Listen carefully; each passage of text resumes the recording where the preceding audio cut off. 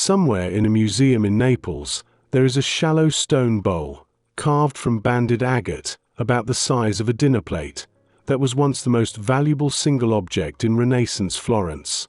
Not a diamond. Not a ruby. A bowl. It was worth more than most Florentine palaces, and the man who owned it had his initials scratched into the stone so that no one would ever mistake whose taste had found it. His name was Lorenzo de Medici, and some of what he owned is still sitting in museum cases today. In Naples, in Vienna, possibly even in the arches of a crown you've seen in photographs. Thank you so much for all your comments and likes, they genuinely mean a lot. If you want to keep following these stories, please subscribe and hit the notification bell. There's so much more to tell.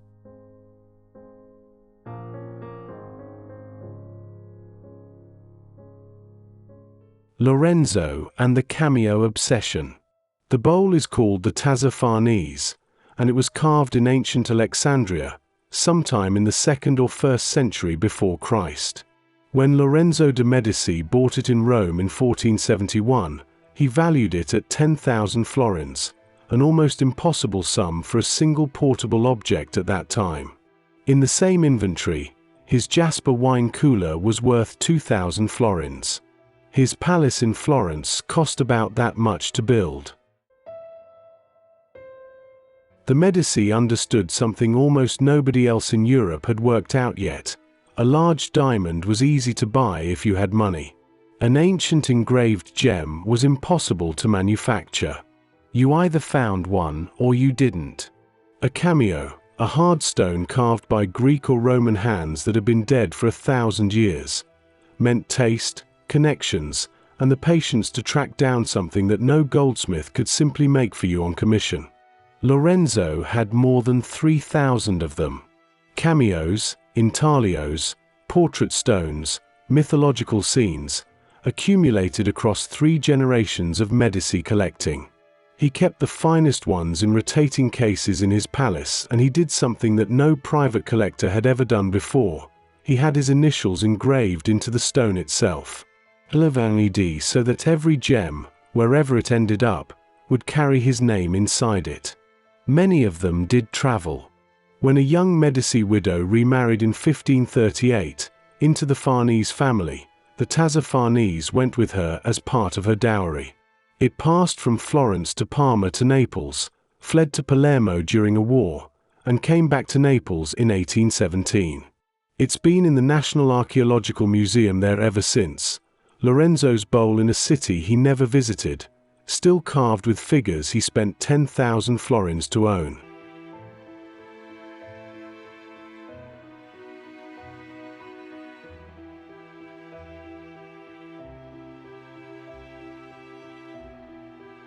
Catherine de Medici's pearls, the jewels that outran 2 queens.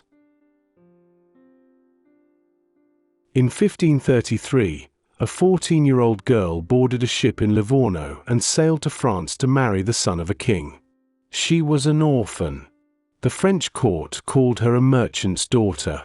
What she carried with her, packed into chests below deck, was a set of pearls that would still be making news 2 centuries after she died. Catherine de Medici's dowry from Pope Clement VII included 6 long ropes of the finest natural pearls in Europe, threaded with 25 large pear-shaped drops. Natural pearls of that quality, gathered by divers, formed over decades in the Persian Gulf or the Indian Ocean, were rarer than large diamonds. You couldn't manufacture them. You couldn't order them. You simply waited and hoped. Catherine wore them at the French court for 30 years.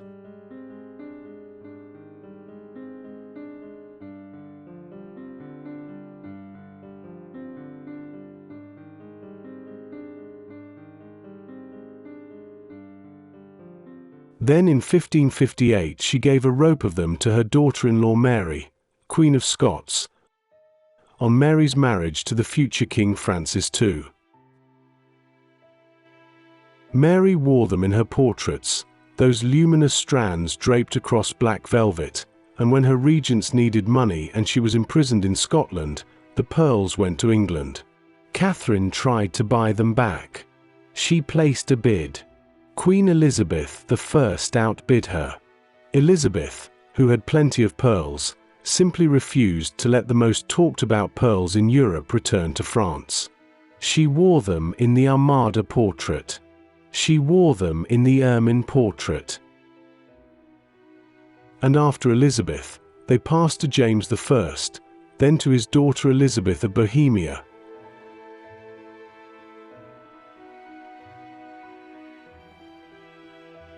Then to her daughter Sophia, who married the Elector of Hanover, at which point they became known as the Hanover pearls.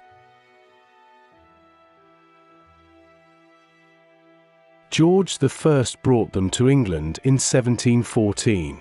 Queen Victoria eventually inherited them, and when the Duke of Cumberland tried to claim them back as a German family heirloom, she fought him in court for 20 years and won.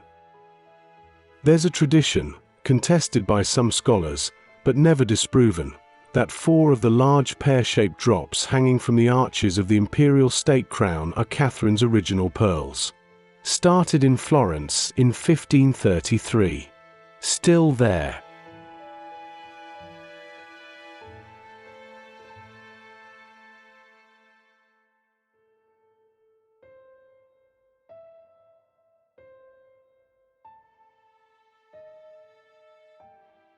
Eleonora di Toledo, the Duchess in the portrait. Walk into the Uffizi Gallery and you'll find Bronzino's portrait of Eleonora di Toledo, painted around 1545. She's dressed in a gown of white and gold brocade that looks more like architecture than fabric. Around her neck, 2 ropes of pearls. A choker sitting high at the throat, a longer strand falling lower. Pearl drop earrings. And woven through her hair, a gold mesh net set with more pearls, a Spanish style she had introduced to Florence when she married Cosimo I de Medici. Before Eleonora, Florentine noblewomen didn't wear that kind of hairnet. After her, everyone did. Benvenuto Cellini, the goldsmith and sculptor who worked for Cosimo, wrote in his memoirs that Eleonora once asked him to lie to her husband on her behalf. She had found a pearl necklace she desperately wanted, but the price was higher than Cosimo would approve. So she asked Cellini to tell Cosimo it was a fair price. He did. She got her pearls. He wrote it down apparently without embarrassment. When she died in 1562 and was buried in the Medici Chapel, investigators who opened her tomb nearly 400 years later found her wearing almost nothing. No ropes of pearls. No gold hairnets. On her finger, the table-cut diamond ring Cosimo had given her when they married in 1539. That ring, small, plain by the standards of their world, is now in the Bargello Museum in Florence. It's one of the very few pieces of Medici personal jewelry that survived without being melted down or sold. She'd worn it for 23 years.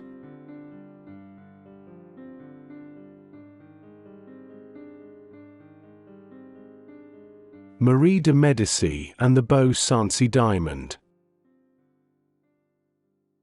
The second Medici Queen of France arrived in Paris in 1600 with a dowry valued at 600,000 gold scudi, and a stone that would travel further than either of them. The Beau Sancy was a pear-shaped diamond of 34.98 carats, cut in the double rose style from rough found in the Golconda mines of India, the same legendary source as the Hope diamond. Marie de Medici wore it at the very top of her coronation crown on May 13, 1610, at the Basilica of St. Denis.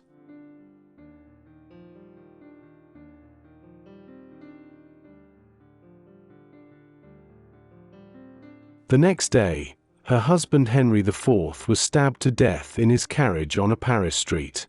She had been queen for 1 day.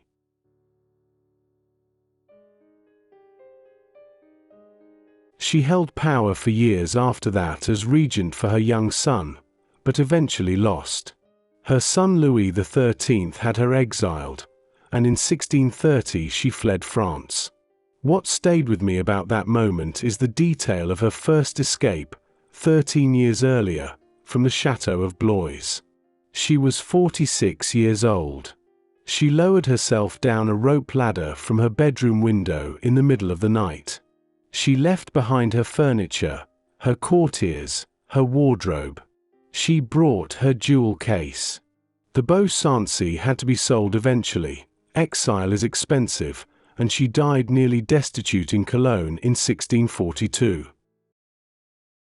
The diamond passed through her granddaughter to the Prussian royal family, where it became the centerpiece of the Hohenzollern crown jewels and was worn by every royal Prussian bride for generations.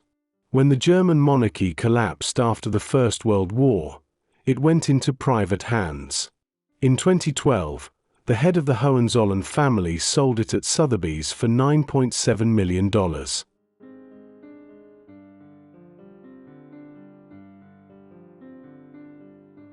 What Cellini actually made, and what was lost.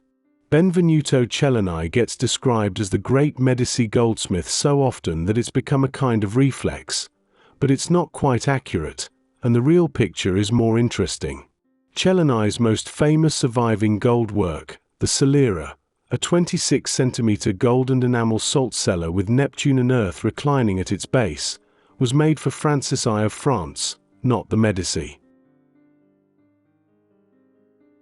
It lives in the Kunsthistorisches Museum in Vienna. In 2003, a former security guard stole it by climbing through an open window in the early morning, wrapped it in a raincoat, and buried it in a forest outside Vienna. It was found 3 years later. What Cellini made for Cosimo I de Medici were sculptures: the bronze Perseus in the Loggia dei Lanzi, a bronze bust, marble figures.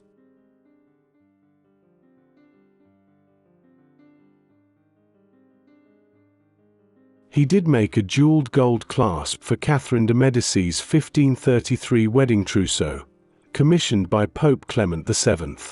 That clasp no longer exists. Almost all Medici goldwork is gone, melted down over the centuries because metal has value and fashion changes. What's still standing? A marble crucifix Cellini completed for Cosimo, which was given as a diplomatic gift to King Philip II of Spain.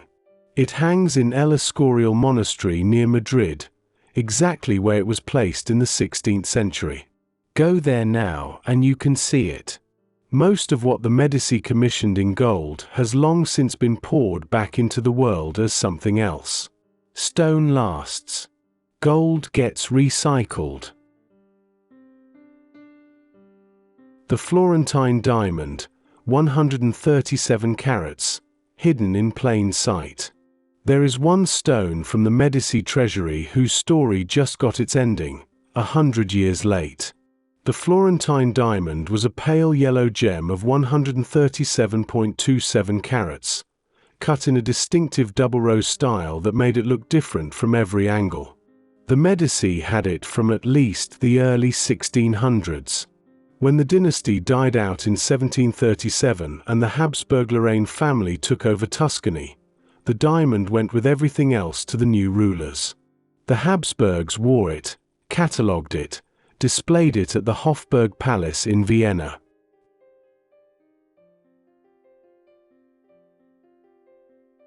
Then came the First World War and the collapse of the Austro-Hungarian Empire. In 1918, Emperor Charles I sent the family's jewels ahead to Switzerland as his empire came apart around him. He died in exile on Madeira in 1922. His wife, Empress Zita, kept moving, Spain, then Belgium, then, as the Nazis closed in 1940, across the Atlantic to Canada with her 8 children. For over 100 years, nobody outside the family knew where the diamond had gone.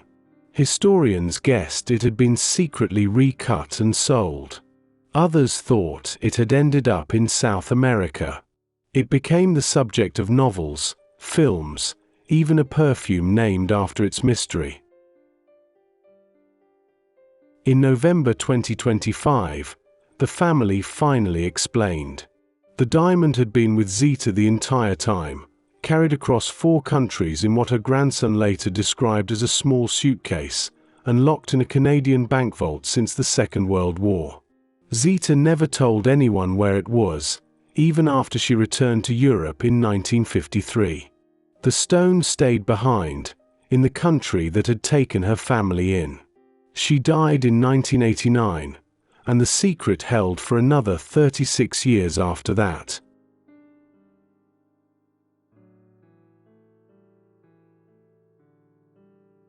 Anna Maria Luisa and the document that saved everything.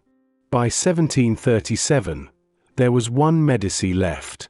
Anna Maria Luisa was 70 years old, widowed, with no children. She had watched the dynasty collapse around her.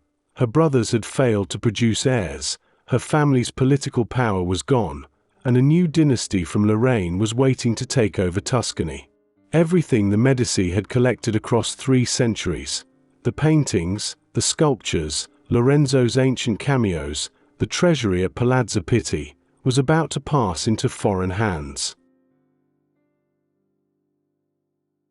On October 31, 1737, she signed a document now called the Patto di Famiglia, the family pact.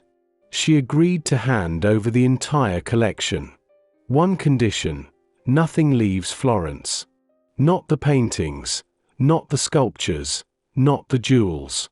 The new rulers agreed. They didn't have much choice. Anna Maria Luisa died in 1743. She was buried in the Medici Chapel in Florence wearing the crown of the Electress Palatine, the title she'd held through her German marriage, not a Grand Ducal crown, not a Queen's crown. Just hers.